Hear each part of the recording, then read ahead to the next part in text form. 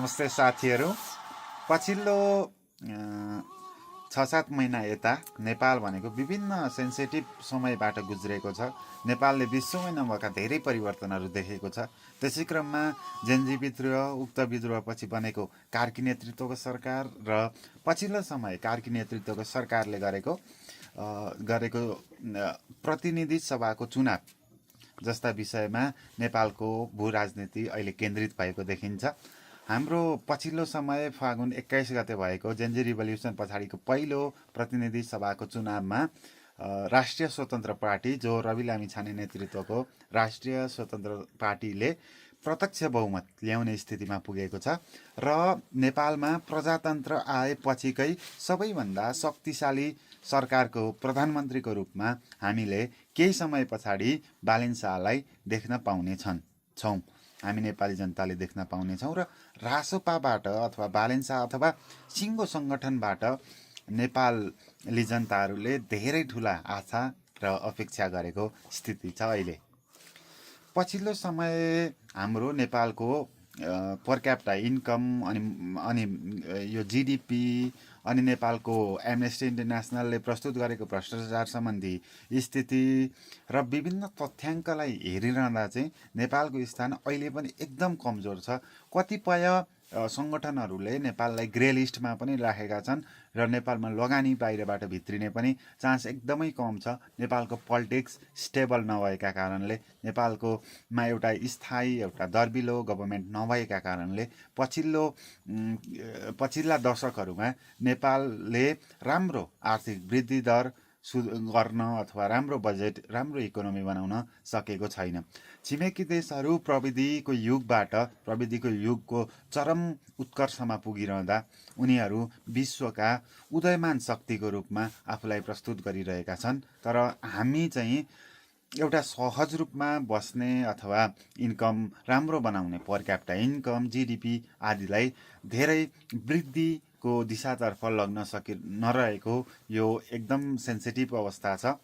र यति बेला हामी जुन फेजबाट गुज्रेका छौँ, जनताहरूमा एकदमै धेरै अन्योलता, एकदमै धेरै चाहिँ यो डिप्रेस्ड भन्छौँ, नैराश्यता छ। त्यसकारण उक्त नैराश्यतालाई चिर्दै राष्ट्रिय स्वतन्त्र पार्टीलाई नेपाली जनताले एकचोटि विश्वास गरेका छन्। नेपालमा पटक पटक केही राजनीतिक दलहरू बहुमत लिएर, जस्तो नेपाली काङ्ग्रेसकै कुरा गरौँ अथवा नेकपा एमाले अथवा एकचोटि नेपाल कम्युनिस्ट पार्टी भनेर माओवादी र एमाले मिलेर यिनीहरूलाई पनि जनताले बहुमत र सरकार गठन गर्ने स्थितिमा पुर्याएका थिए। तर उनीहरूको आन्तरिक किचलोको कारण 5 वर्षसम्म एउटा गभर्मेन्ट चलेको छैन। विक्रम सन् 2015देखि आज 82 आउँदा पनि 5 वर्ष कुनै पनि सरकारले आफ्नो कार्यकाल पुरा गर्न सकेको छैन। त्यसैले नेपालको राजनीति अनप्रिडिक्टेबल र अनस्टपेबल, एकदमै त्यो कन्टिन्युस चलिरहने एउटा खेल जस्तो बनेको छ। तर पछिल्लो समय राष्ट्रिय स्वतन्त्र पार्टीले पाएको बहुमतका कारण, प्रत्यक्ष बहुमतका कारण थोरै आशा, थोरै अपेक्षा हामी जनतामाझ गर्न सक्छौँ, जनताले गर्न सक्छौँ। र पछिल्लो समय राष्ट्रिय स्वतन्त्र पार्टी नेपालको सरकारको शासनको बागडोर सम्हाल्न लाग्दा हामीमा धेरै इच्छाहरू छन्, हामीमा धेरै अपेक्षा छन् त्यो गभर्मेन्टबाट। हामीले मात्रै त्यो गभर्मेन्टलाई शुभकामना भनेका छौँ। अहिले बधाई दिने अथवा अहिले नाचगान गर्ने स्थिति आएको छैन।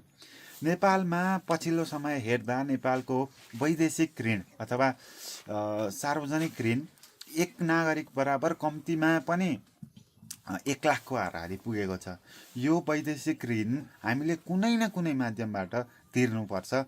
जुन देशहरूबाट अथवा जुन देशका ब्याङ्कहरूबाट लिएका छौँ त्यो तिर्नुपर्छ।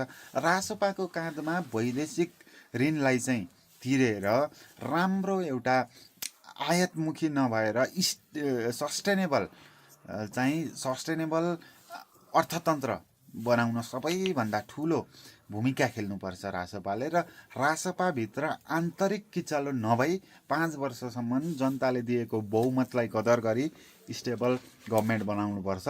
मैले आज थोरै यो पृष्ठभूमिको कुरा गरेँ। अलिकति उन्नति प्रगति गर्नुपर्छ भनेर रासोपा अगाडि बढ्नुपर्छ किचलोभन्दा र आन्तरिक विभाजनभन्दा बाहिर जानुपर्छ भन्ने कुरा गरेँ र थप कुरा लिएर अर्को भिडियोमा आउँछु।